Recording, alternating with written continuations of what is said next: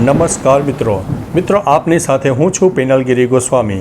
આજના વેધર એનાલિસિસમાં વાત થશે આજે તારીખ 14 સપ્ટેમ્બરથી લઈને 27 સપ્ટેમ્બર સુધી ગુજરાતમાં કેવું રહેશે હવામાન।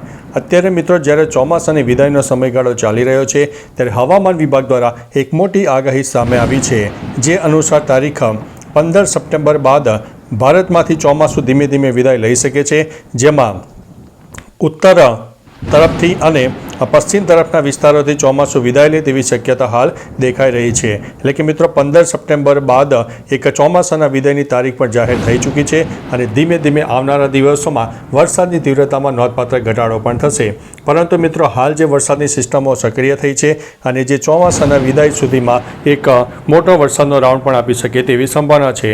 ખાસ કરીને કહી શકાય કે દક્ષિણ ભારતના અનેક ભાગોમાં હજુ પણ 30 સપ્ટેમ્બર સુધી વરસાદની આગાહી રહે છે, કારણ કે અરબી સમુદ્ર અને બંગાળની ખાડી હજુ પણ એક્ટિવ છે, લો ક્લાઉડ ફોર્મેશનો પણ સર્જાઈ રહ્યા છે અને અવનવી સિસ્ટમ બેક ટુ બેક મળી રહી છે, જેના ભાગરૂપે થઈને દક્ષિણ ભારતના સહિત મધ્ય ભારતના પણ અનેક ભાગો હોય, પૂર્વ ભારતના પણ અનેક ભાગોમાં વરસાદ જોવા મળશે। પરંતુ ગુજરાતના કચ્છ અને ઉત્તર ગુજરાતમાં આવનારા એકાદ અઠવાડિયામાં વરસાદની તીવ્રતામાં ઘણો બધો ઘટાડો થઈ શકે છે। પરંતુ મિત્રો અત્યારે જે હાલ વરસાદની સિસ્ટમ સક્રિય થઈ છે તે 24 અને 25 તારીખ સુધીમાં ગુજરાતમાં પણ હળવા મધ્યમ વરસાદની શક્યતા રહી શકે છે। હવે મિત્રો આવનારી તારીખની જુદી જુદી પણ વાત કરી દઈએ તો આજે મિત્રો તારીખ 14 સપ્ટેમ્બર છે, તો આજે 14 સપ્ટેમ્બરના વરસાદની આગાહીની વાત કરીએ તો સૌરાષ્ટ્રનો દક્ષિણી પટ્ટો હોય, દક્ષિણ ગુજરાત સહિત અનેક વિસ્તારમાં લો ક્લાઉડ ફોર્મેશન સર્જાય, જેના ભાગરૂપે થઈને એક વરસાદની સંભાવના રહેલી છે। છૂટોછવાયો વરસાદ તો કોઈ જગ્યાએ મધ્યમથી વધુ વરસાદ થઈ શકે છે। બીજી તરફ દક્ષિણ ગુજરાતથી લઈને કેરળ સુધી વરસાદની ટફરેખા સર્જાય છે, જેના કારણે મહારાષ્ટ્ર સહિત દક્ષિણ ભારતના અનેક ભાગોમાં વરસાદ જોવા મળશે, પૂર્વ ભારતના પણ અનેક ભાગોમાં વરસાદ જોવા મળનારો છે। ત્યારબાદ મિત્રો તારીખ 15 સપ્ટેમ્બરની વાત કરીએ તો 15 સપ્ટેમ્બરે પણ લો ક્લાઉડ ફોર્મેશન સર્જાશે, પરંતુ વધુ નહીં હોય। અત્યારે મિત્રો એક કહી શકાય કે ઊંચાણવાળા વાદળો એટલે કે હાઈ ક્લાઉડ ફાઉન્ડેશન સર્જાયું છે, જેના કારણે કહી શકાય કે એ વાદળો વરસાદી વાદળો હોતા નથી, પરંતુ જો લો ક્લાઉડ ફોર્મેશન વધારે સર્જાય તો તેના લીધે થઈને વરસાદ થતો હોય છે અને અરબી સમુદ્રનો હજુ ભેજવાળા પવનો હોય, બંગાળની ખાડીના ભેજવાળા પવનો હોય, એ આપણને હજુ પણ 25થી લઈને 28 સપ્ટેમ્બર સુધીમાં મળી શકે તેવી સંભાવના છે, જેના ભાગરૂપે તેને લો ક્લાઉડ ફોર્મેશન બનવાની પૂરેપૂરી સંભાવના રહેલી છે। ભલે અત્યારે ચોમાસાના વિદાયનો સમયગાળો આવનારા દિવસોમાં આપણને જોવા મળે, પરંતુ નવાઈની વાત તો એક છે કે બંગાળની ખાડીની બેક ટુ બેક વરસાદની સિસ્ટમને કારણે ગુજરાતમાં આવનારા દિવસોમાં પણ વરસાદની શક્યતા રહે છે।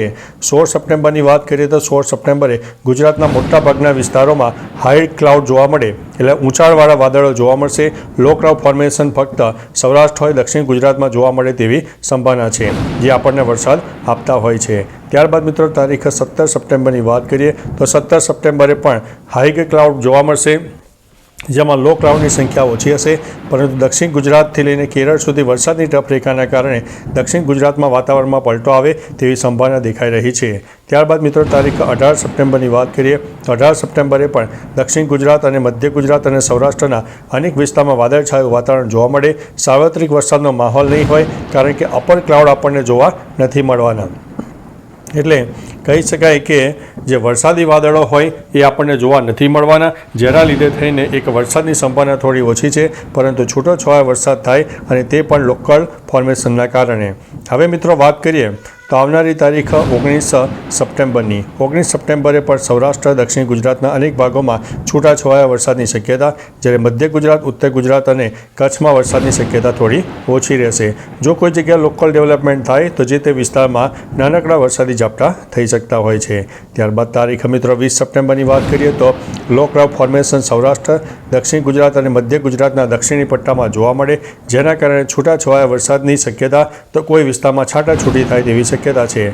ત્યારબાદ મિત્રો તારીખ 20 સપ્ટેમ્બરની વાત કરીએ તો 20 સપ્ટેમ્બરે પણ સૌરાષ્ટ્ર છે, મધ્ય ગુજરાત અને દક્ષિણ ગુજરાતના અનેક ભાગોમાં લો ક્લાઉડ ફોર્મેશન જોવા મળે, ઉત્તર ગુજરાત અને કચ્છમાં પણ સામાન્ય છાંટાછૂટી થાય તેવી શક્યતા છે, એટલે આવનારા દિવસોમાં વરસાદની શક્તિ આપણને જોવા મળી શકે છે। ત્યારબાદ મિત્રો તારીખ 22 સપ્ટેમ્બરની વાત કરીએ તો 22 સપ્ટેમ્બરે પણ સૌરાષ્ટ્ર, દક્ષિણ ગુજરાતના અનેક ભાગોમાં અપર ક્લાઉડ જોવા મળે, એટલે કે જે વરસાદી વાદળો હોતા નથી, જેના લીધે થઈને આપણને વરસાદ થોડો ઓછો મળશે, પરંતુ છૂટાછવાયા વરસાદની શક્યતા 22 તારીખની આસપાસ પણ રહે છે.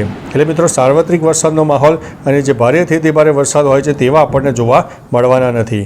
23 સપ્ટેમ્બરની વાત કરીએ તો સૌરાષ્ટ્ર, દક્ષિણ ગુજરાત અને મધ્ય ગુજરાતના દક્ષિણી પટ્ટામાં એક ક્લાઉડ ફોર્મેશન સર્જાશે, જેમાં લો ક્લાઉડ ફોર્મેશનનું પ્રમાણ વધારે રહેશે અને નવરાત્રિના દિવસોમાં પણ એટલે કે બીજા નોરતાના દિવસે પણ આપણને વરસાદ જોવા મળે તેવી સંભાવના છે. એટલે ખેલૈયાઓ માટે થોડા માઠા સમાચાર ગણીને ચાલવો. ત્યારબાદ મિત્રો તારીખ 24 સપ્ટેમ્બરની વાત કરીએ તો સૌરાષ્ટ્ર અને દક્ષિણ ગુજરાતમાં એક વાદળછાયું વાતાવરણ જોવા મળે, જેમાં લો ક્લાઉડ ફોર્મેશન સૌરાષ્ટ્રના દક્ષિણી પટ્ટા હોય અને સમગ્ર દક્ષિણ ગુજરાતમાં જોવા મળે, જેના લીધે તેને છૂટોછવાયો અને એક વરસાદી માહોલ આપણને જોવા મળી શકે છે.